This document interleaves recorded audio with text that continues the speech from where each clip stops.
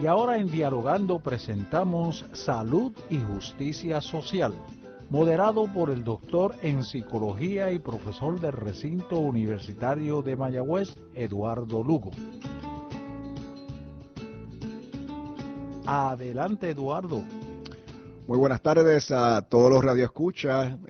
Como dice Toti, mi nombre es Eduardo Lugo. Soy catedrático auxiliar del Departamento de Psicología de la Universidad de Puerto Rico, Recinto de Mayagüez. Y además de eso, soy el director ejecutivo de la organización sin fines de lucro Impacto Juventud, la cual se dedica a promover la participación cívica y política de la juventud entre 15 a 25 años en Puerto Rico. Durante el día de hoy tenemos dos invitados. Una invitada que va a estar unos segundos hablándonos un poco acerca de su experiencia con lo que ha sido regresar a la escuela en medio de este repunte del COVID-19, ¿verdad? Y después de haber estado todo este tiempo tomando clases en línea. Y luego de eso tenemos a un experto que se une a nosotros desde España para dialogar un poco acerca de la actualización del COVID-19, particularmente hablando sobre la niñez y la juventud. Pero, como dijo Toti ahorita, tenemos como invitada aquí a Isabel Libertad Lugo, Isabel Libertad Lugo, quien es mi hija, y le vamos a hacer una pregunta, ¿verdad? Porque nosotros en el proyecto de Impacto Juventud, nosotros creemos firmemente en la participación de los niños y las niñas, ¿verdad? Y escuchar sus voces. Así que me gustaría preguntarle a Isabel, ¿cómo ha sido su experiencia volviendo a la escuela después de estar cogiendo clases en la computadora? ¿Cómo tú te sientes, Isabel, volviendo a la escuela? Bien, ¿Bien? ¿Y qué te hacía falta de estar en la escuela? pues ver a mis amigos sobre el COVID-19 que ha bajado y pues ya puedo estar en mi escuela y estoy feliz porque ya puedo ver a mis amigos y a mis estudiantes. Ya puedes ver tú a tus amigos y tus estudiantes, ¿verdad? ¿Y qué están haciendo en la escuela para protegerlos? Pues estamos echándoles sanitizer, no se pueden quitar la mascarilla y cuando van al baño tienen que llevarse un papel y un papel y un alcohol, el spraycito, y entonces lo limpiamos y así es. Así para poder desinfectarlo, ¿verdad? ¿Y estás contenta de ver a tus maestros y a tus amigos de nuevo? Sí, Sí, muy bien. ¿Y cómo tú te sentías cuando estabas tomando clases en la computadora? fue aburrida, ¿Estabas aburrida? ¿No te gustaba? no porque era presencial y estar en la computadora, estar en la casa, pues eso se trata de aburrida. Ok, y ahora es mucho mejor y más divertido, ¿verdad? Sí, Ok, pues muy bien. Pues gracias, Isabel, por estar con nosotros y hablarnos sobre tu experiencia. Gracias, dile adiós a todo el mundo. gracias. Eduardo, ¿qué edad tiene Isabel Victoria? 6 años. Isabel tiene 6 años. Y no me llamo Victoria Isabel. Isabel Libertad. Libertad, ve, yo dije Victoria. Mira, te digo esto, yo no, te contesto las preguntas, tiene un vocabulario tremendo y no estoy bromeando ahora cuando digo que esto sería una adición en el mundo de las comunicaciones en un futuro tremendo. Ojalá que se vaya por allí. Ella tiene, Gracias, gracias, Te felicito, te felicito. gracias. gracias a Toti, gracias a Isabel por estar con nosotros durante la tarde de hoy, ¿verdad? Es importante poder escuchar lo que es la opinión de nuestra niñez, ¿verdad? En todo este proceso. Y yo sé que hay muchos niños y niñas que tienen opiniones, ¿verdad? Y diversas experiencias acerca de volver a la escuela en momentos donde, aunque antes el COVID-19 no era un riesgo para nuestra niñez y juventud, ahora con esta variante Delta, que ya mismito nuestro invitado nos va a estar hablando un poquito sobre eso, vulnerabiliza mucho más a nuestra niñez y juventud, ¿verdad? De lo que pasaba antes. Pues ha sido una experiencia bien diversa, de muchos estresores y para otros de mucha felicidad el poder volver a sus escuelas y ver y conectar a sus amigos, ¿verdad? En días recientes hemos visto imágenes de algunas escuelas públicas. Nosotros trabajamos en el área de Peñuelas y nos han llegado imágenes, ¿verdad?, de escuelas que están en una modalidad interlocking, donde convergen 3 y 4 escuelas en el mismo plantel, ¿verdad? Y yo creo que aquí tenemos que ver cómo hay un efecto en cadena en el país, donde en algún momento Julia Keller cerró escuelas en Puerto Rico, con la pretensión de que iba a haber un ahorro económico, supuestamente dentro de esta crisis económica. Ya se ha hecho el análisis económico y lo que hemos visto en las noticias es que ese ahorro económico nunca se materializó. Y ahora que hemos pasado por el COVID-19, que hemos pasado por los diferentes terremotos, nos damos cuenta, particularmente en el suroeste, que entonces no hay escuelas suficientes preparadas para recibir a nuestros estudiantes, y tenemos estudiantes en escuelas interlocking. Hay una escuela en el área de Peñuelas, que ahora mismo no recuerdo el nombre, donde hay 4 escuelas que convergen, y la semana pasada veíamos los visuales de cómo era esa transición a mediodía de cambio de las 2 escuelas que salían con las 2 escuelas que entraban, no había distanciamiento físico. Además de eso, en aquel día, para hacerlo peor, todavía estaba lloviendo, la gente estaba mojándose. Muchos de los padres se sienten que no le están dando la información completa, no se sienten seguros y seguras, así que hemos creado una situación, ¿verdad?, que es sumamente preocupante, y que por eso, durante el día de hoy, no solamente para hablar sobre las escuelas primarias, sino también para hablar sobre la universidad y otras medidas a nivel de país, tenemos con nosotros a José Bernardo Negrón Torres, quien es investigador en epidemiología y salud pública, psicólogo de la salud, del Instituto de Investigación Social y Sanitaria y de la Sociedad Española de Epidemiología. Bienvenido. ¿Cómo estamos, José Bernardo? ¿Todo bien? Saludos, Eduardo, gracias por la invitación, y saludos a Toti, ¿verdad? También, y a todas las personas que nos están escuchando. Súper, a veces se me va a hacer bien difícil no decirte JB, porque obviamente nosotros tenemos una confianza más allá, ¿verdad? Pero José Bernardo está con nosotros y me alegra muchísimo, porque yo creo que en esta pandemia hemos conocido profesionales de la salud pública en Puerto Rico que son profesionales de primer calibre, que en muchos casos el gobierno no les ha permitido hacer el trabajo que necesitan, ¿verdad?, para poder atajar lo que ha sido esta crisis del COVID-19, ¿verdad? Personas como Fabiola Cruz, personas como la que tenemos ahora, la doctora Melissa Marzán, que casualmente fue estudiante mía en algún momento y es excelente epidemióloga. Tenemos a un Gustavo Cortina en el Colegio de Mayagüez, y tenemos entonces a José Bernardo, que ha estado colaborando con varios municipios en Puerto Rico para establecer lo que es la respuesta al COVID. Y que me gustaría empezar por ahí, José. Háblanos un poco acerca de qué es el trabajo que tú has venido haciendo desde el año pasado para tratar de mitigar y preparar a nuestros municipios, ¿verdad?, para enfrentar la pandemia del COVID-19. Seguro que sí, Eduardo, pero mira, antes de entrar a ese tema, lo estaba escuchando la conversación que tenía con Toti sobre el alza ¿verdad?, del salario mínimo, y quería añadir que la legislatura en su momento tuvo la oportunidad de hacer un balance a lo que fueron las medidas de confinamiento en su momento, y pudieron haber entonces implementado un proyecto piloto de lo que era la renta básica universal, pero pues en ese momento no se consideró. Yo creo que eso es algo que se debe tomar en consideración, dado a que nuestra nueva normalidad va a ser vivir en un estado de emergencia, ya sea por el COVID, los terremotos y todas estas emergencias que estamos viviendo. Quería añadir eso antes de empezar, porque estaba escuchando su conversación y me parecía muy pertinente. Bueno, les comento, yo cuando comenzó la pandemia, yo estoy ahora mismo en Barcelona, en España. Cuando comenzó la pandemia teníamos un grupo que estábamos organizados viendo cómo iba evolucionando todo. Cuando se decía que el COVID-19 no iba a llegar a Puerto Rico porque no habían vuelos directos desde China. O sea, eso fue hace ya 2 secretarios de salud, ¿verdad?, anteriores. Y ahí es donde nos empezamos a organizar. Fabiola Cruz empieza a diseñar este sistema de rastreo municipal en Villalba, y ella me contacta porque había otros municipios que estaban interesados. Entonces ahí es donde yo entro a trabajar directamente con el municipio de San Germán, a desarrollar el sistema de rastreo de casos y contactos del municipio de San Germán, y fuimos de los primeros municipios, junto con Villalba, Yauco, Guayanilla y Orocovis, que tuvieron ese sistema de rastreo.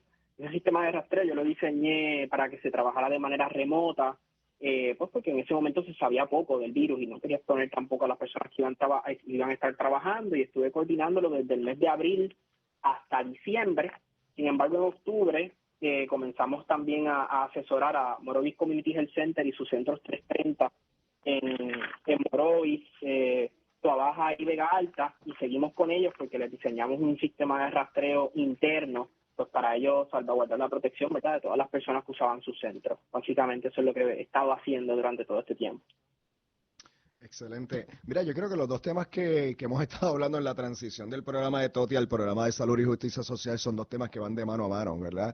El tema de la justicia económica ha sido un tema central en todo el proceso de la pandemia, particularmente porque tenemos personas que ganándose 7.25 la hora han tenido que exponerse, ¿verdad?, en sus trabajos para ir a trabajar porque no tienen una serie de beneficios, el salario no es el salario digno, ¿verdad?, que necesitan para poder suplir las necesidades de su familia y han tenido que exponerse de ciertas maneras, ¿verdad?, a esta epidemia del COVID-19. JB, a mí me gustaría que comenzáramos hablando un poco acerca de conceptos que pueden ser un poco confusos para la gente, ¿verdad? Yo creo que una de las cosas que ha pasado con esta experiencia del COVID-19 es que el lenguaje científico, que no necesariamente lo aprendemos bien en la escuela o en la universidad, y hay personas que no pasan, ¿verdad?, por esos procesos educativos, ha sido bien confuso para la gente y entonces en vez de crear situaciones donde la gente pueda entender, la gente siente que la ciencia está dando bandazos, cuando en realidad la ciencia está muy clara muchas veces en términos, está clara en los conceptos que está utilizando y por otro lado, la ciencia obviamente se va elaborando, particularmente en una pandemia, rápidamente para poder responder a una necesidad. Así que háblanos un poquito sobre términos claves, ¿verdad? Como variantes, ¿verdad? Esto que estamos hablando de la variante Delta y otras cosas que tú entiendas que son importantes que nuestros radioescuchas puedan entender. Pues lo primero es importante saber, ¿verdad?, que las personas que nos están escuchando, que hasta cierto punto lo que dice es tiene un poco de realidad, porque hasta cierto punto nosotros, incluso los científicos, vamos aprendiendo día a día sobre este virus, y lo que pensamos que hoy es de una manera, mañana sale evidencia y cambia. No quiere decir que estábamos engañando a las personas, sino que el conocimiento cambia, y eso nos permite protegernos de una manera más adecuada. Lo importante aquí es que también en Puerto Rico se ha fallado mucho en lo que tú comentas, lo que es la comunicación de la ciencia, ¿no? Y ha habido muchos fallos ahí, eso crea un poco de desconfianza. Para eso, pues, hay 3 puntos claves, que es básicamente hay que entender la ciencia detrás que hay para poder simplificar todos estos términos, ser honesto y básicamente también asumir responsabilidad cuando algo falla y entonces pasar página. Aquí, ahora mismo, en el momento en el que estamos, es importante saber que el virus va mutando y en la actualidad pues hay diferentes variantes. Y ahora mismo en Puerto Rico, la variante que predomina hasta la fecha del 8 de agosto es la Delta. ¿Qué quiere decir esto? Delta es diferente al COVID-19, el SARS-CoV-2 es el virus que causa la enfermedad de coronavirus, que es COVID-19.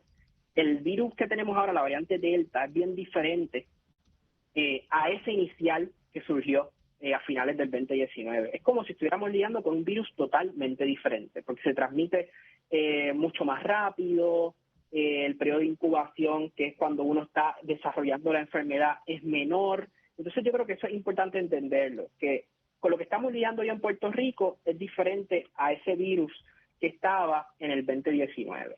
Otro término que es bien importante que entendamos es cómo se transmite este virus y cómo ha avanzado ese conocimiento. Se habla de 3 rutas de transmisiones principales.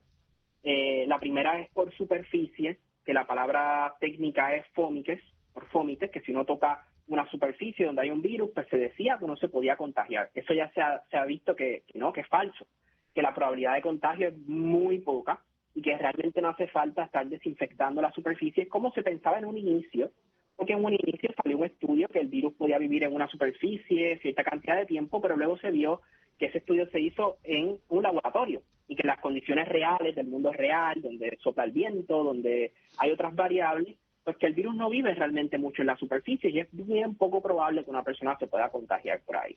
La otra vía de contagio son las gotas. ¿Qué son las gotas? Pues cuando hablamos, expulsamos gotas que caen hacia el suelo y eso nos pueden caer. Y eso, pues si tenemos contacto con gotas de una persona que está contagiada, pues es posible que nos podamos contagiar. Pero de algo que no se habla mucho y se ha visto la evidencia científica más reciente, que es la vía principal de transmisión, son los aerosoles. ¿Y qué son los aerosoles? Pues son partículas más pequeñitas que las gotas que se pueden quedar suspendidas en el aire por cierta cantidad de tiempo. Es como si nos imagináramos a un fumador, una persona que fuma y expulsa el humo, pues el humo se queda en ese espacio cerrado en el aire por una cierta cantidad de tiempo. Y entonces si nosotros respiramos ese aire que puede estar, ¿verdad?, con ese virus, pues podemos contagiarnos. Es bien importante entender eso para entonces poder adoptar medidas que realmente nos vayan a proteger contra el contagio. Muy bien, JB, vamos a ir ahora a una pausa y regresamos en breve con esta conversación tan interesante. Los anuncios en esta pausa comercial pertenecen a la emisora y no al productor del programa. Holiday Inn Tropical Casino Mayagüez. Ven, juega y gana con 296 máquinas tragamonedas y 9 mesas de juego. Para tu seguridad, contamos con espacio más amplio, divisores acrílicos entre las máquinas y uso obligatorio de mascarilla. Personal de limpieza todo el tiempo desde que llega al edificio. Lunes a domingo desde las 6:30 de la mañana hasta las 12 de la medianoche. Mesas de juego disponibles desde las 11 de la mañana. Tropical Casino de Mayagüez con el mejor ambiente, la mejor seguridad y estacionamiento gratis. 265-4200. Lo que no se quiere hablar, todos los martes a las 4 de la tarde. Gerard Silva y tu servidor, Hernández Tevez, te informan en Arroz con Gandules lo que muchos medios noticiosos te ocultan. En lo que no se quiere hablar, desmenuzamos la evidencia para llegar a la reflexión, el análisis y las soluciones de los temas del momento. Lo que no se quiere hablar, martes a las 4 por WPRA 990 AM, la primera de Mayagüez, porque el interés personal nos oculta y las soluciones se revelan. Saludos amigos, todos sabemos que no hay rosas azules, pero una rosa pintada de azul es un motivo. Una rosa pintada de azul es un motivo. Y ahora Motivos se transmite todos los jueves a las 5 de la tarde. Sí, a las 5 de la tarde, Motivos. Por WPRA 990 en su cuadrante y WPRA990.com por internet.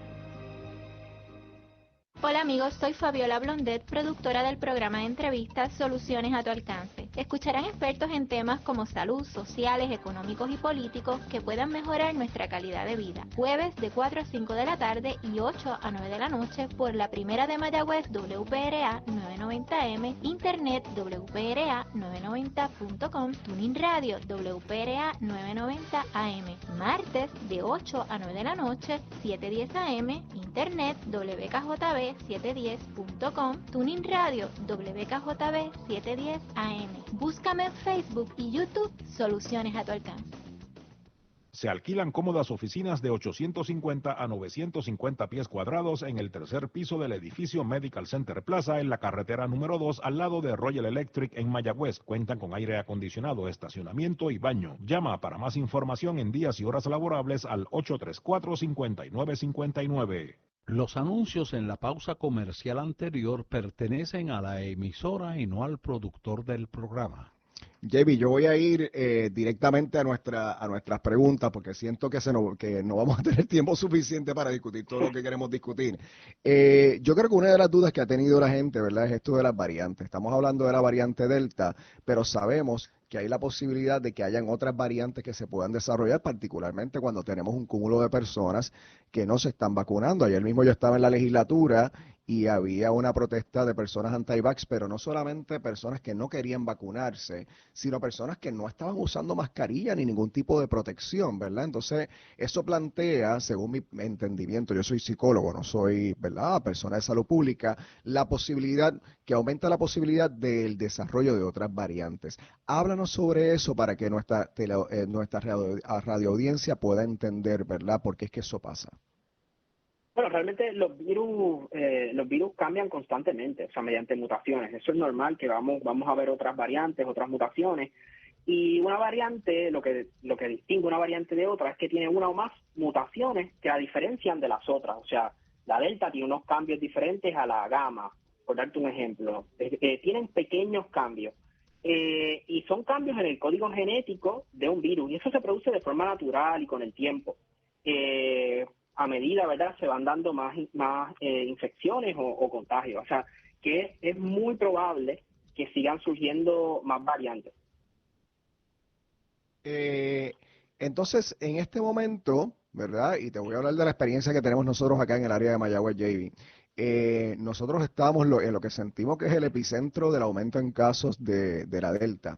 Y estamos en una situación bien particular, ¿verdad? Una situación donde, a pesar de que leía los otros días que Aguadilla ha aumentado significativamente, el área de Mayagüez ha aumentado significativamente, y ahora, como profesor del Colegio de Mayagüez, ¿verdad? Sé que convergen jóvenes, profesores de diferentes pueblos de la isla. Tenemos una situación donde regresamos a la universidad con una serie de protocolos que no necesariamente todos los profesores están contentos, ¿verdad? Con las medidas que se han tomado, otros se sienten un poco más cómodos, otros han tomado sus propias medidas para protegerse y salvaguardarse. Yo hoy mismo estaba dando una clase al aire libre porque no quería estar en un salón de clase, tengo un hijo inmunocomprometido, tengo una hija de 6 años que habló ahorita que evidentemente no está vacunada.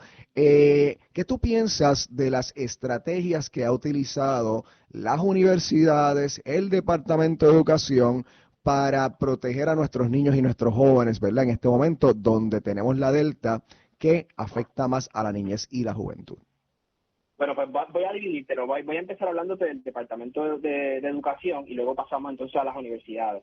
El Departamento de Educación publicó 2 guías, una para centros de cuidado y otra para, ¿verdad?, las edades de kindergarten hasta el 4º año. Estas guías inicialmente fueron publicadas el 11 de julio. Las guías eran muy pobres y hicieron una actualización el 22 de julio.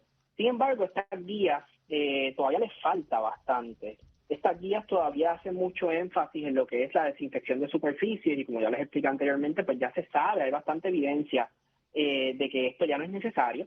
Y incluso todavía esta guía no reconoce lo que es la transmisión por los aerosoles, o sea que está bastante desactualizada a lo que es el conocimiento a nivel mundial. En una pandemia debemos mirar lo que está sucediendo alrededor del mundo, porque se está produciendo conocimiento en todo el mundo. También estas guías tienen una debilidad bastante grande, y es que está basada, todas sus referencias son del Centro para el Control y la Prevención de Enfermedades, o sea, el CDC, por sus siglas en inglés, que vuelvo, ¿verdad?, y hago hincapié, tienen una mirada bastante sesgada sobre cómo controlar la pandemia. Yo estuve viendo que hubo una vista del Senado sobre las medidas de protección que iban a aplicar y honestamente tuve que parar de verla porque las escuelas no estaban preparadas. O sea, yo entiendo que las escuelas no estaban preparadas antes de la pandemia y no están preparadas para ahora. Para la pandemia se tuvo tiempo para prepararse. Incluso cuando todavía estaba el doctor José Becerra como principal oficial de epidemiología, fue a un programa televisivo y dijo que se iban a aceptar estudiantes con una sola dosis de la vacuna, lo cual es súper preocupante porque se ha visto que ambas dosis, incluso de la vacuna, se reduce la efectividad de la protección con ambas dosis, o sea, y enviar a niños, ¿verdad?, en este caso con una sola dosis, pues no es seguir la ciencia, es ponerlos en peligro. Y si a eso añadimos que hay una población todavía de menores de 12 años que no se puede vacunar, pues es un gran peligro. En cuanto a las universidades, pues se tuvo mucho tiempo para prepararse también, y por lo que he visto en las redes sociales, de la que puedo hablar específicamente, del recinto universitario de la Universidad de Puerto Rico, recinto de Mayagüez, veo que hay muchas quejas del estudiantado, de los profesores, que incluso hay profesores que se quitan la mascarilla para dar clases, que hay grupos de personas, no hay distanciamiento, que no se están siguiendo medidas básicas, que ahora con la Delta, con la variante Delta, son muy importantes y que ponen en riesgo, ¿verdad?, la salud no solo de los profesores y el estudiantado, sino en el caso como el tuyo, que tienes hijos, hijas, que no se pueden vacunar, porque sabemos que la vacuna protege a la persona, ¿verdad?, que tiene la vacuna de no enfermar de gravedad, incluso de la muerte, pero te puedes igual enfermar y contagiar a otra persona. Ese es el gran peligro de esto. Y se ha utilizado como mantra esta palabra que se repite mucho las escuelas son lo último que se cierran y lo primero que se reabre. Realmente esas expresiones inicialmente fueron de la UNICEF en octubre 31 del 2020, cuando ahí es que estaba surgiendo la variante Delta, y se cita mal, porque la cita realmente dice las escuelas son lo último que se cierran y lo primero que se reabre cuando sea seguro hacerlo. JB, quiero hacerte una pregunta antes de ir a la pausa, porque tengo que ir a la pausa. Escuché bien que dijiste que ya no era necesario estar desinfectando superficies. Es correcto. ¿Por qué? Porque se ha visto que el virus no vive en las superficies y no hay casos de personas que se hayan infectado tocando la superficie. Lo que sí que habría que limpiar y protegernos es de los aerosoles, porque el virus sí que puede estar en el aire cierta cantidad de tiempo. Y eso lo podemos hacer reduciendo la emisión y la exposición a esto. Quiere decir, lugares con menos cantidad de personas, hablar en un volumen más bajo, mientras más alto hablemos, más aerosoles ¿verdad? Pulsamos, una mascarilla bien ajustada, el tiempo de la exposición en los lugares, quiere decir, en este caso que estamos hablando de los salones de clase, reducir el tiempo en el que están, mayor distancia física y mejorar la ventilación. Mejorar la ventilación lo que quiere decir es renovar el aire, sustituir el aire del interior que potencialmente pueda tener el virus por aire del exterior. Bien, gracias por la contestación. Vamos a una pausa y sigue hablando con Eduardo. Siga con nosotros en Dialogando con Toti Figueroa, pero ahora escuchemos juntos estos importantes mensajes. Carlos, estoy pelado, necesito chavo. Olvídate de eso, el problema está resuelto. Coop Aguada te da hasta 60 días para pagar. Solicita tu préstamo hoy, haz tu primer pago en 60 días. Llama, oriéntate 868-2115, 8063.000. Ciertas restricciones aplican. Acciones y depósitos asegurados por COSEC hasta 250.000, no por gobierno federal. Sangrías Sangre Boricua, la que tú prefieres, recibe un nuevo miembro en su familia. Sangría Sangre Boricua de parcha, deliciosa, sabrosa, distribuida por los Nenes Distributors. Sangría Sangre Boricua, de venta en Franco y Compañía, supermercados y otros lugares donde se consigue bebidas. Sangría Sangre Boricua de parcha. Si lo que buscas al comprar zapatos y carteras es calidad y variedad a los mejores precios, solo en La Gloria lo encontrarás. En La Gloria tienen un estilo para cada miembro de tu familia. Estilos elegantes, casuales o deportivos, para ella o para él. Para chicos y grandes. Visita La Gloria hoy mismo y escoge el estilo de zapato y cartera que más te gusta. Y recuerda, tus pies en la tierra, tus zapatos en La Gloria. Little Caesars, la mejor pizza, la más sabrosa y la de mejor precio, continúa con su pizza grande Hot and Ready por solo $6.99. Siempre disponible en horas de servicio, siempre calientita. La mejor oferta en pizzas en todo Puerto Rico. La pizza grande Hot and Ready. Todo el día, todos los días por $6.99. Little Caesars, pizza. Vacúnate contra el COVID-19 con o sin cita en el Hospital de la Concepción en San Germán, todos los martes de 8:30 de la mañana hasta las 12 del mediodía. Contamos con la vacuna Pfizer para personas de 12 años o más. Vacúnate contra el COVID-19 en el Hospital de la Concepción. Para más información llama al 787-659-0301, 787-659-0301. Escucharon mensajes muy importantes de nuestros auspiciadores. Apoya el programa Dialogando, comprando en y patrocinando a nuestros auspiciadores. Y déjenles saber que ustedes escuchan el programa. Y ahora seguimos Dialogando con Toti Figueroa. Aquí de regreso a su programa Salud y Justicia Social. JB, una de las cosas que hemos estado leyendo en las últimas horas, ¿verdad?, es que en Puerto Rico se informan 40 casos registrados hasta el día de ayer, 34 estudiantes y 6 empleados. Entonces, quiero que me hables un poquito sobre esto, ¿verdad?, sobre tu impresión de estas estadísticas, pero a la misma vez como padre como padre y como ciudadano, me gustaría que me hablaras un poco sobre lo que yo pienso que a veces son las disyuntivas o los mensajes diversos que a veces como que por lo menos a mí no me hacen sentido y que yo creo que hace que la gente desconfíe de las medidas del gobierno. Te voy a poner un ejemplo. Durante este fin de semana hubo un concierto en Puerto Rico de una agrupación de rock en español donde las personas que podían entrar pues eran personas que estaban vacunadas, pero sin embargo sabemos que con la Delta personas vacunadas pueden infectarse, ¿verdad?, todavía con el COVID-19 y lo pueden transmitir a otras personas. estaba repleto, ¿verdad? El concierto, lo cual como psicólogo, ¿verdad? Diría yo que es necesario, ¿verdad? A nivel socioemocional es necesario que nosotros volvamos un poco a esta normalidad, porque los problemas de salud mental que se suscitan a través del encierre y a través de, ¿verdad? De nosotros cortar lo que es nuestro cotidiano en términos de actividades sociales, pues ha tenido un impacto bien negativo, bien negativo. Sin embargo, por otro lado, tengo un hijo de 16 años, voleibolista, que comienza su liga de voleibol próximamente y los papás no podemos entrar a la cancha a ver los juegos de los niños. Entonces tú ves un concierto lleno de gente y entonces por otro lado ves una prohibición de una liga de voleibol donde los padres no pueden disfrutar de los juegos de sus hijos y tú dices, espérate, ¿dónde está la consistencia aquí? Y me pregunto, ¿verdad? Si eso es parte de lo que crea esta desconfianza en términos de las medidas que se promueven desde el Estado.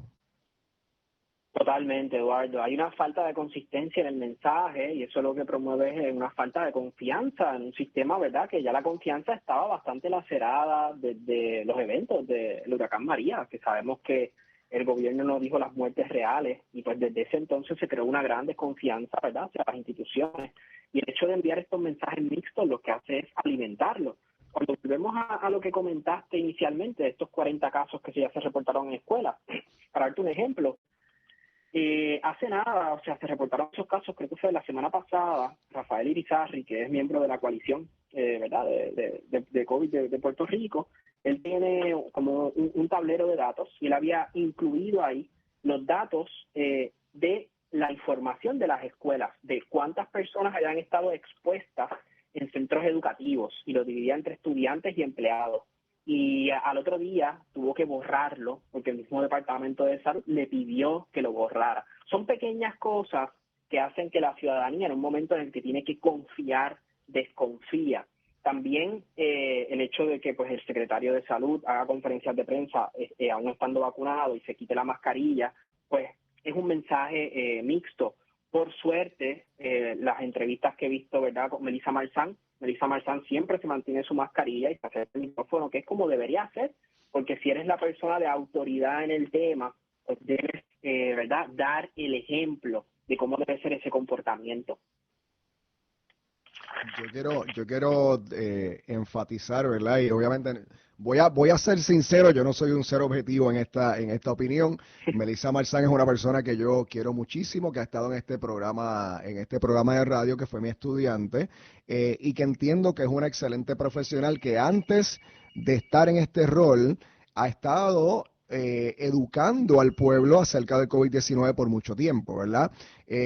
Yo creo que es una de las movidas acertadas que ha hecho el Departamento de Salud. Lo que esperamos es que las acciones que tome de ahora en adelante el Departamento de Salud no lleven a Melissa a tener que renunciar, como ha pasado con otras grandes epidemiólogas, ¿verdad? Y personas que han estado en el servicio público, ¿verdad? Que permitan que pueda hacer el trabajo que en realidad va a beneficiar a los puertorriqueños y las puertorriqueñas a poder manejar esta pandemia del COVID-19. Como te dije, ayer fue un día muy interesante. Nosotros en el proyecto nuestro trabajamos desde los derechos de la niñez y estamos trabajando por proyectos para reducir la pobreza infantil en Puerto Rico. Dos de las jóvenes del proyecto nuestro de Aura en la Montaña fueron con nosotros durante el día de ayer a reunirse con una senadora. Y entonces cuando llegamos nos encontramos con la manifestación de personas antivacunas, ¿verdad? Personas que no desean vacunarse, personas que algunos que piensan que el COVID-19 no existe, otros que piensan que la vacuna, pues, ¿verdad? Hay diferentes teorías de conspiración que no voy a mencionar en las redes, ¿verdad? Bueno, no voy a mencionar aquí en la radio. Y como te dije, yo diría que la gran mayoría de las personas no tenía mascarilla para protección. Entonces, la pregunta requerida, JB, es que me hables un poco acerca de cuáles son algunas de estas dudas que la gente tiene de la vacuna y que nos hables acerca de cuál ha sido el proceso de elaboración de la vacuna que nos permita a nosotros tener confianza en este proceso, particularmente de cara a la recomendación de que haya una tercera dosis. Bien, vamos poco a poco. Primero, a mí no me gusta llamar a las personas antivacunas o antivax. Yo creo que las personas que no se han vacunado ahora son por dos razones. algunas no pueden, ¿verdad? Porque tienen alguna enfermedad ¿verdad? Tienen alguna enfermedad inmunocomprometida, el sistema inmune que no pueden. Y yo creo que los antivacunas no existen. Yo creo que existen personas con miedo. Y hay miedos que son reales y hay otros miedos que son irreales. Entonces yo creo que muchas de estas personas lo que tienen es mucho miedo y lo que hay que hacer es acercarnos y entender esos miedos, no juzgarlos, porque sí que desde el gobierno central se les ha señalado y yo creo que eso no hace que ellos se vayan a vacunar, ¿no? Eso los aleja. Básicamente hay que hacer un acercamiento, entender de dónde viene ese miedo e intentar entonces proveer la información para que las personas sientan menos miedo. Sí que se ha escuchado mucho sobre lo que se dice mucho es que es una vacuna experimental, ¿no? Una de las cosas que se dice por el cual no se la ponen, que por cierto ya se aprobó completamente en el día de ayer la vacuna de Pfizer, BioNTech, pero realmente la vacuna en un momento fue experimental porque todas las vacunas pasan por un proceso donde se ven varias cosas, se ve que realmente sirva para contrarrestar esa enfermedad, se ve también su seguridad, que hace decir que la cantidad de efectos secundarios sea menos, que no ponga en riesgo la salud de la persona. Y mucha gente lo que decía era que era una vacuna experimental porque esto se hizo muy rápido. Y sí, tienen toda la razón, se hizo rápido y en su momento fue experimental. Lo que sucede es que comúnmente en estas fases de desarrollo de vacunas se hace primero una fase, después una segunda fase, después una tercera fase. Pero como estaba muriendo tanta gente, estas fases se hicieron a la vez, de manera paralela. Y al ver que sí combatía el virus, que ayudaba a reducir la mortalidad, que los efectos secundarios eran menos, pues era poco ético no dar acceso a las personas porque realmente la cantidad de muertes que estaríamos viendo hoy sería muchísimo más si la vacuna no hubiese salido. JB, tengo un comentario y una pregunta. El comentario es que cuando empezó la pandemia y moría tanta gente, casi al unísono todo el mundo gritaba, ahora nos fastidiamos los próximos 2 años en lo que sale una vacuna, si la pudieran hacer más rápido. La hicieron, entonces ahora la excusa es que la hicieron demasiado rápido, que lo más seguro no es efectiva. Y la pregunta, y es una pregunta que me atañe a mí y me preocupa, ya aceptaron que no es experimental la Pfizer, pero yo lo que me puse fue la Moderna. ¿Y qué pasa con esa? No, Moderna, Toti, igual, las vacunas ninguna es experimental, o sea, ya todas pasaron por ese proceso. Lo que pasa es que como toda agencia de gobierno hay una burocracia de papeleo detrás, que en lo que se hace ese papeleo para que la aprueben finalmente, pues pasa mucho tiempo. No, yo lo que me refiero es, yo sé que no era experimental, lo que me refiero es que ya anunciaron que la Pfizer no era experimental, o sea que es oficial. ¿Cuándo me le van a dar oficialidad a la Moderna? Pues yo espero que pronto, yo espero que antes de que se acabe el año, porque definitivamente, aunque parezca una tontería, ¿no? Dar esa oficialidad despeja muchas dudas. Y de seguro que hay muchas personas que ahora estaban, ¿verdad?, con ese temor. Dicen, pues mira, ya esta la aprobaron, pues mira, ahora me atrevo a ponerme la Pfizer. Así que yo espero que ese papeleo se haga y que no tenga que llegar hasta el año que viene. Porque definitivamente, ¿verdad?, eso ayudaría mucho en lo que es la labor de vacunar más personas. ¿Y qué pasa con la Johnson, que era más que una dosis? La de Johnson Johnson tiene otra tipo de tecnología que igual ayuda muchísimo, pero se está viendo que de igual manera protege mucho ante la variante Delta, pero entendemos que todas estas vacunas, con el pasar del tiempo, es posible que se vaya a necesitar un refuerzo. Ahora bien, ya se ha dicho de que la tercera dosis de Pfizer, ¿no? Que eso fue lo que también que Eduardo me preguntó, que ya se anunció.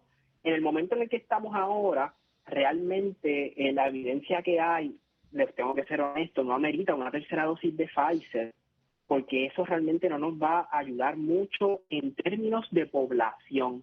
A nivel individual, si no tiene una enfermedad, uno la ayuda, pero en el hecho de frenar el virus, no nos va a ayudar mucho tener a los países ricos todos con 3 dosis de Pfizer, cuando todavía hay países que no han llegado ni una sola dosis y la población, ¿verdad?, no se ha vacunado. Entonces, lo que se está planteando es hacer una vacunación desde un lado más humanista, no poniéndole 3 dosis, sino que intentar que todo el mundo pueda tener sus 2 dosis. Sí, me parece esa visión de justicia social, yo creo que era algo que ameritaba, ¿verdad? Que comenzáramos a discutir a nivel mundial, porque la disparidad que hay en términos de vacunación es una disparidad abismal. Y si hay algo que yo pienso que no hemos aprendido, ¿verdad? Y que a mí me asusta en términos de lo que es el manejo de la crisis climática, que es la otra cosa en la cual tenemos que estar pensando, es la desconexión que tenemos entre unos países y otros, entre países que han sido empobrecidos por diferentes razones sociohistóricas y otros países, ¿verdad?, que tienen unos accesos ¿verdad?, unos recursos que han posibilitado la distribución de la vacuna. Así que me alegra, ¿verdad?, que empecemos a hablar de eso. Veremos a ver si los países responden a ese llamado de la Organización Mundial de la Salud, ¿verdad?, en ese sentido. JB, en términos de lo que estábamos hablando ahorita, ¿verdad? Yo llamé a las personas antivacunas, tú me corregiste muy bien y me dijiste, ¿verdad?, que a ti no te gusta llamarle de esa manera. Yo me alegro que lo hayas hecho y que me hayas corregido, porque yo creo que nosotros tenemos que entender cuáles son muchas de las razones por las cuales la gente desconfía de este proceso de la vacuna, ¿verdad? La gente tiene diferentes miedos, ¿verdad? Como bien tú dices, unos por falta de información, otros porque vivimos en un mundo de internet donde hay cada cosa, ¿verdad?, que sale y uno no sabe, hay tanta información. Y te quiero añadir que hay un miedo también histórico, que a eso iba, a no eso lo podemos sacar de nuestro colectivo, que es que sabemos que en Puerto Rico, anteriormente, no digo ahora, se ha experimentado con nuestra población. Eso es un miedo histórico que todos llevamos con nosotros. A eso mismo iba, ¿verdad? Que no es solamente una razón. Tenemos, por ejemplo, la desconfianza que hay en la prensa. Vamos a hablar claro. Hay una alta desconfianza en lo que sale en nuestros medios noticiosos. Los medios noticiosos tampoco han sabido manejar la información de la ciencia muchas veces porque tiran un titular sensacionalista y mucha gente lo que lee es el titular, ¿verdad?, sin informarse bien. Y nosotros tenemos, o sea, yo hablo con mis estudiantes y le digo, ¿usted se imagina cuando experimentaron con nuestras mujeres, con las pastillas anticonceptivas, que había gente que posiblemente estaba diciendo, oye, esto no está bien, esto tiene peligros potenciales, y posiblemente los estaban llamando gente que estaban pensando en teorías de conspiración? Y al final del día descubrimos que sí, que estaban experimentando con nuestras mujeres. Entonces, cuando usted tiene todo ese contexto, ¿verdad?, yo creo que las culpas son compartidas en términos de no confiar en la información. No quiere decir que Eduardo Lugo está diciendo no vaya y se vacune. Es que yo creo que tenemos que empezar a entender cuáles son las razones históricas por las cuales eso se da. Vamos, contestas ahora, Jevi. Vamos a la última pausa comercial del programa. Siga con nosotros en Dialogando con Toti Figueroa, pero ahora escuchemos juntos estos importantes mensajes. Sigues pelado porque te da la gana. Copaguada te trae ahora desde un 2.99% APR y sin firma hasta $25,000. Escuchaste bien, hasta $25,000 desde un 2.99% APR y sin firma. Llama hoy 868-2115, 806-3000. Sujeto a nuestras normas de crédito. Ciertas restricciones aplican. Acciones y depósitos por COSEC hasta $250,000, no por agencia federal. Escuche todos los miércoles de 1:05 a 1:20 la sección Mundo Feliz, cultivando bienestar y felicidad con Frances Santiago. Los miércoles de 1:05 a 1:20 en Dialogando.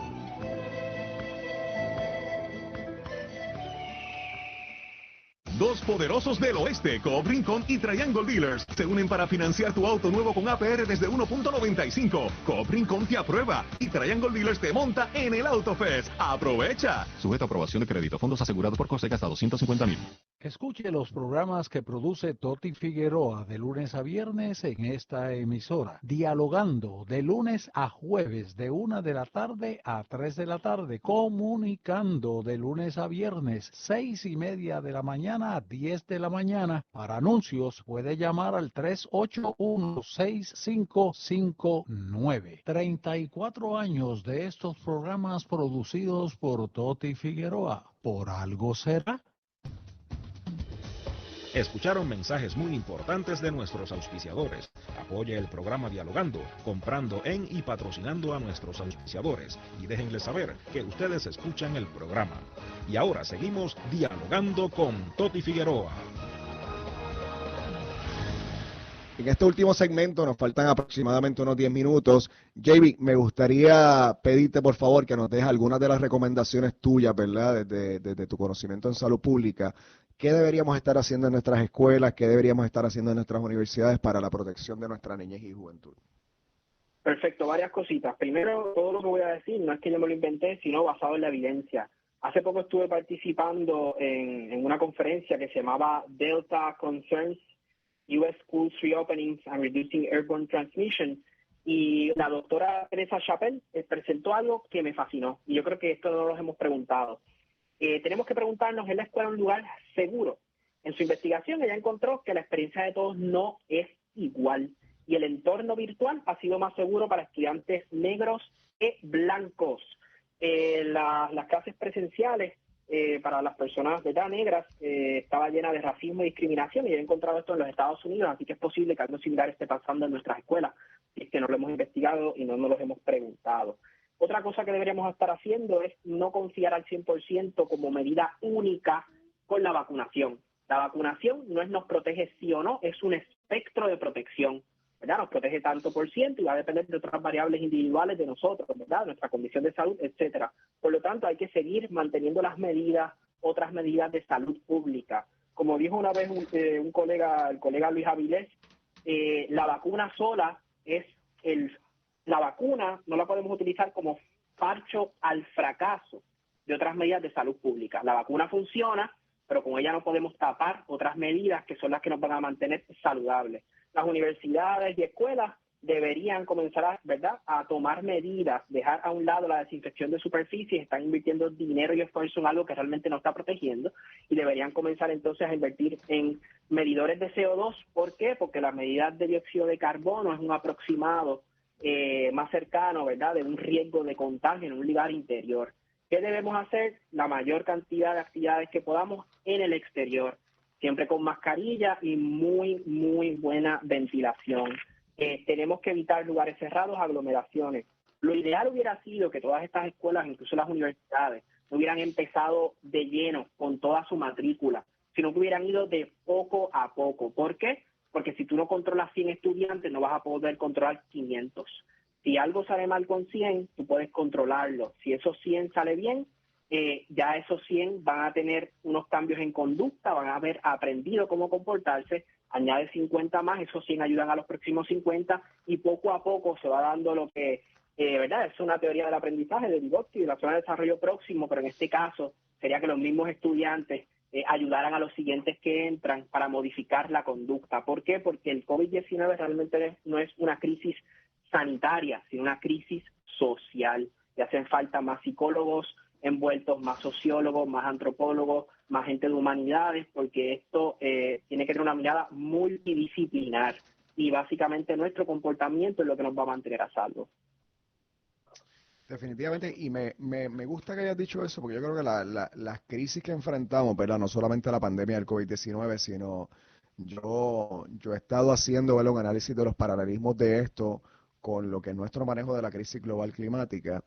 Tengo unos compañeros, Cecilio Ortiz y Marla Pérez Lugo, que hablan sobre problemas perversos, ¿verdad? Y nosotros estamos enfrentando problemas a nivel mundial que son problemas perversos.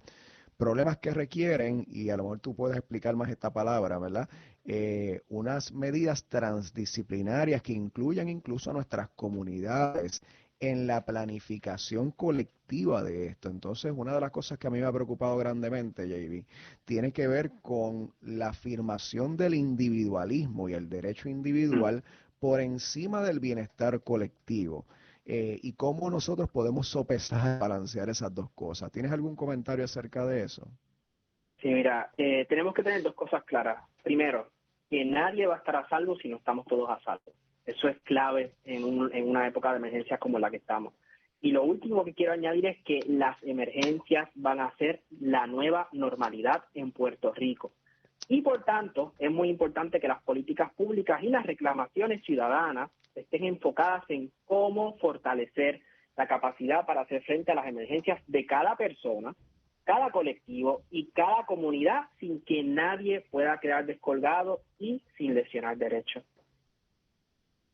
Definitivamente, y yo creo que la palabra clave que ha estado en boca de todo el mundo, particularmente del gobierno, durante los últimos 4 años, ¿verdad? María marcó un hito en este país, es la palabra resiliencia, ¿verdad? Entonces, el problema es que se habla de esa resiliencia desde un punto de vista individual, y aquí lo hemos hablado, lo estuvimos hablando con una licenciada hace varias semanas atrás, ¿verdad? Hace varios meses atrás.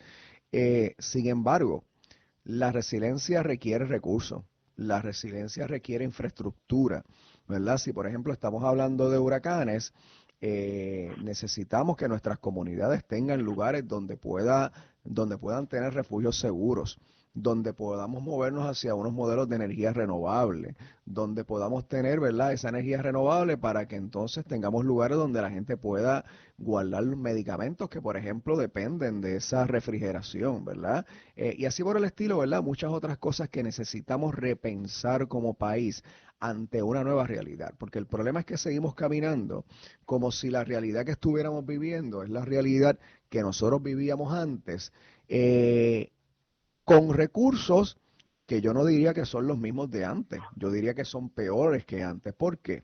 Porque estamos ante una Junta de Control Fiscal que ha implantado unas medidas de austeridad y que al implantar esas medidas de austeridad corta una serie de recursos a nivel social que necesitamos nosotros para esa adaptación, para esa resiliencia, para esa preparación. Así que yo creo que, ¿verdad?, el llamado es a que nosotros dejemos de estar viendo estas cosas de manera fragmentada, dejemos de estar viendo estas cosas de una manera individualista y entendamos que para poder sobrevivir a esta nueva realidad, y pues la frase esta de la nueva realidad se convierte como que en una moda, pero vamos a hablar claro, vivimos una nueva realidad. Cada vez que usted lee las cosas nuevas que están pasando en el mundo a nivel de crisis climática, usted se da cuenta que no estamos viviendo en el mismo planeta. Y que a pesar de que las dos tormentas no llegaron y la gente a veces se queja porque nos preparamos y no llegamos y toda la cosa, la realidad es que nos van a llegar más tormentas, nos van a llegar más huracanes y que a lo mejor María no es la anomalía, sino que puede ser la norma en algún momento y tenemos que estar listos para eso, ¿verdad? Y eso requiere planificación en comunidad, al igual que el COVID-19. Requiere que nosotros podamos tener una planificación en comunidad para poder protegernos los unos a otros y para poder tener una planificación que nos lleve a todos nosotros a tener entendimiento de las conductas que van a llevar a la protección de todos y todas. Me quedan como 3 minutos, JB. ¿Quieres decir algo final para irnos despidiendo? Sí, me gustaría decir primero que es bien importante que sepamos, ¿verdad?, que tal cosa como la salvación individual no existe, sino que tenemos que velar también por todas las personas. Y segundo, que yo sé que en Puerto Rico no se habla mucho de esto, pero hay algo que se llama el COVID persistente, y tenía que mencionarlo, porque es que el COVID, hay personas que siguen teniendo síntomas luego de 4 semanas, incluso luego de haber tenido resultados negativos, y esto le puede pasar a los niños en las escuelas. Y estos síntomas a largo plazo pueden crear discapacidad. O sea, que no es solamente sobrevivir al COVID, sino que esto puede tener consecuencias a largo plazo de las cuales todavía no estamos, ¿verdad?, no las conocemos del todo bien. Así que es bien importante que nos sigamos protegiendo. Definitivamente. Y como palabras finales me gustaría decir, ¿verdad?, que no desconfíe del conocimiento científico porque hoy salió algo y dentro de un mes le están diciendo otra cosa. Hay gente que a lo mejor escuchó a JB durante el día de hoy decir que ya no es necesario, ¿verdad?, el estar limpiando las superficies como hacíamos antes, y al principio todos estábamos limpiando la compra, estábamos haciendo 20 cosas, y entonces ahora nos dicen algo diferente, esa gente no sabe lo que dice. No, es que esa es la evolución de la ciencia, particularmente en una pandemia, donde el conocimiento se va elaborando de manera rápida, así que es importante que entendamos, ¿verdad?, lo que es ese procedimiento del método científico, de las investigaciones, de cómo va elaborándose, y que no es que nos estamos contradiciendo, sino que el conocimiento va evolucionando.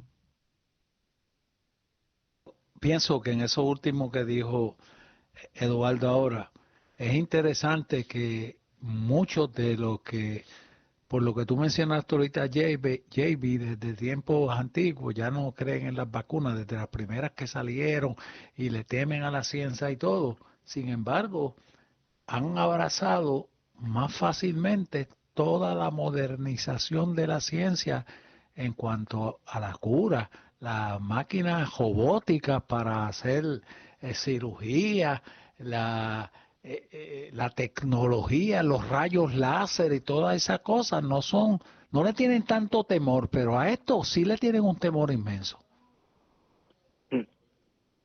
Definitivamente, JB, se nos está acabando el tiempo, quiero darte las gracias, ¿verdad? No solamente por haber estado con nosotros durante el día de hoy, sino por todo el trabajo, ¿verdad? Que has hecho desde la diáspora a favor de la salud de los puertorriqueños y puertorriqueñas. Quiero resaltar eso, ¿verdad? Porque a veces pensamos en nuestros puertorriqueños de la diáspora y no necesariamente, ¿verdad? Reconocemos las significativas que tienen al desarrollo del país y definitivamente tus contribuciones son significativas. Sé que has trabajado con varios municipios y espero, ¿verdad?, que podamos continuar colaborando para el bienestar del país. JB, ¿tú estás en España? Sí, en Barcelona. ¿Trabajando allá?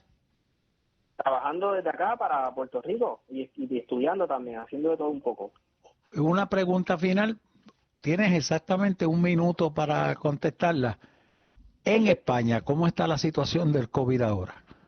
La situación también, los casos están subiendo. España es mucho más grande que en Puerto Rico. Se están registrando también muchas muertes. En los últimos 7 días solamente en una comunidad autónoma fueron más de 1.000 muertes. Pero el ritmo de vacunación acá ya está mucho más avanzado que lo que es Estados Unidos. Estados Unidos se quedó rezagado. Está en la posición número 15. Pero verdad, ya España le pasó, está entre los primeros 5 países con más vacunas, pero lo que estamos viendo es un repunte a nivel mundial, o sea que no solamente está pasando en Puerto Rico, está pasando alrededor del mundo.